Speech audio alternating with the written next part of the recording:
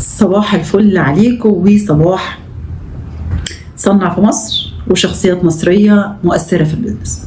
النهاردة هنتكلم على اسكندراني، مهندس خريج هندسة جامعة اسكندرية سنة 86، قسم كمبيوتر ساينس اللي كان موجود في اسكندرية سنة 86.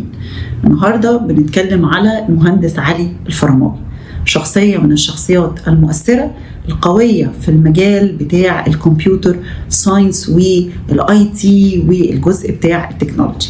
كان شغال جوه مصر وبعد كده بدأ كمان انه يشتغل برا مصر، فضل يتدرج في المناصب والشركات، منها شركات لوكال منها شركات انترناشنال مختلفة. بدأ بعد كده اشتغل في شركة اسمها NCR. مين دي؟ اللي بتعمل مكن عد الفلوس اللي احنا بنشوفه قدام باب البنوك، او المكن اللي هو بتاع الكاشير. الشركة دي شركة متخصصة، التكنولوجي فيها عالية جدا جدا جدا. بس وصل لحد هنا؟ لا. في سنة وهو سنه 33 سنة كان مدير مايكروسوفت في مصر، المبنى اللي موجود في قرية في السمارت فيليج. كان هو أول مدير لمايكروسوفت في مصر.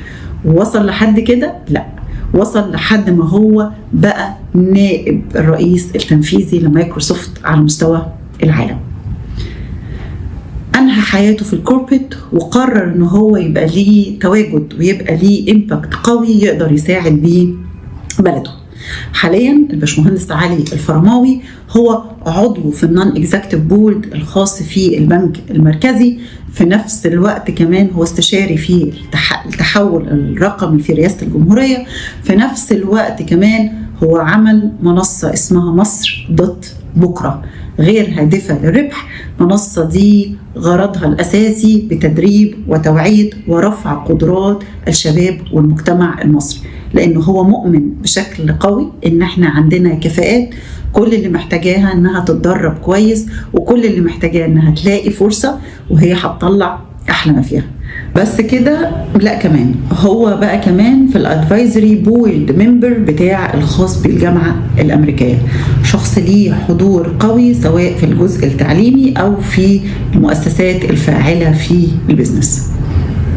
تحية للشخصيات المصرية وتحية للمصريين اللي بيعملوا فرق في البيزنس جوه مصر وبره مصر.